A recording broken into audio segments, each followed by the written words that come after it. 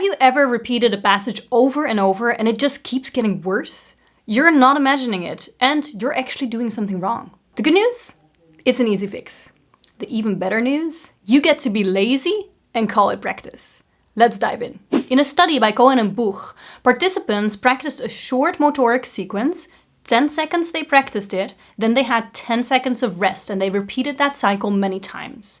Now the fascinating thing is that when they had the 10 seconds of rest, their brain actually started replaying the motoric sequence 20 times faster than when they actually were playing it. And what's amazing is that during those replay moments, your brain actually fires the exact same pattern of neurons as when you actually play it. It just does it much faster. And because it's not just a replay, it's actually firing those neurons during the replay, the brain is strengthening the connections between them, just as when you actually play. What does this mean? It's just a complicated way of saying that you actually learn 20 times faster during a rest moment. So wait a second, does that mean I can just play one time and my brain just learns 20 times faster while I'm off watching TV? No, of course not. The brain needs you to play it so that it can replay it after that. So you actually need the exact sequence as they did in the research. You need the playing and then the rest, and then again the playing and the rest. And you need to repeat this cycle many, many times. When you are doing a cycle of repetitions without any rest, you're actually not using the brain's natural ability to learn as fast as you can. And there's still something very important you need to know about this replayability of the brain so that you can use it to its fullest advantage. But first, let's go and see how it works in practice. Okay, so let's take a piece I've never played before. This is the first scherzo by Chopin. And the idea would be to repeat once a short sequence, take rest, and then repeat it again.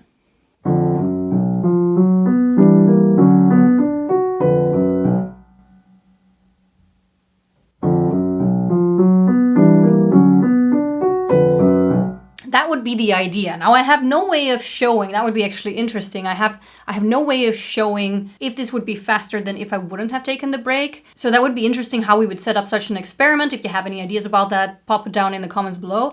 But what I do think is when people ask me about how to make progress the quickest, which is what we all want, of course. Quickest progress always comes with doing things as consciously as possible. And the more you try to be quick, like for example, not taking any rest, the more you try to be quick, the slower you actually are. So taking a break, taking a rest, especially knowing what you know now about how the brain works, makes a ton of sense. Now I mentioned something very important you needed to know before you can really use this to its fullest advantage. And it's actually two things. The first is it has to be a short sequence because that's how the brain works. The brain learns long sequences by cutting them up first into short sequences. And the second thing you need to know is that this replayability of the brain works mostly when you just start learning a piece. So that's when this replayability is at its peak.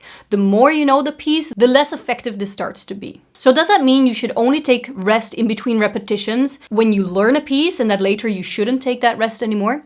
Absolutely not, because taking rest in between repetitions gives you time to ask one of the most important questions in piano playing. And before I tell you what that question is, let me tell you about the course that Dimitar and I shot. It's called The Mistake-Proof Pianist, where we explain the method, how to fix your mistakes, and how to set up your practice in a structured and efficient way so that you get the best results possible. We've already used this method to transform the playing of hundreds of pianists. So if you're tired of getting just tips and fragments from YouTube videos and you want a structured method, go and check that out. So we were discussing, when you get to know a piece better, should you still take that rest even though the brain doesn't replay as much anymore? Yes, because it gives you the opportunity to ask this question. What can I do better? And thanks to this question, we learn pieces exceptionally fast. What does this look like in practice? Let's go find out. Now let's take the same passage and ask ourselves the question after every repetition, what can be better? What can be better? Oh my goodness, it was way too heavy. I played all notes pretty much equal. So let's try to figure out what we would phrase towards and play the rest lighter.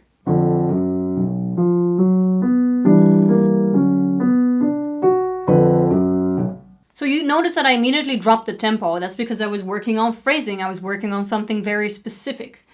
And you might ask, okay, that's great. You ask yourself the question, you worked on phrasing, but what does that have to do with learning anything faster? Well, very simple. The heavier you play, the slower you'll play. So speed, if you want to play fast, that also means lightness. The lighter you play, the faster you'll be able to play. If I would play this heavy, it was already slower, it was sloppier, and it was uglier because I played everything as loud. So because I asked myself the question, what can be better? I already started working on something that is going to help me increase my speed quicker. So let's try it once more. What can be better? Well, I hesitated because I wasn't sure what note was coming, which is logical because I'm just studying the piece now. So what can be better? So what I can do is I can tell myself, don't be silly, you're ending with this exact same notes as that you're starting. So I'll really try to consciously tell myself that, and in that way I'll be able to learn faster. So in other words, I'm doing this repetition, right? I'm making these many repetitions. But because I'm taking a break in between every repetition and I'm asking myself the question, what could be better? I'm getting the fastest possible results. So when you just start learning a new piece, make sure to take rest in between so that the brain has time to replay the section that you've just practiced. Once you get to know the piece better, make sure to keep that rest and make sure to ask yourself the question, what could be better? Dimitar and I love working with the brain instead of against it. Now, if you enjoyed this video and if you like taking advantage of how your brain works, check out this video over here where I explain why the brain hates slow practice and how to fix that. Thank you so much for watching and see you in the next one.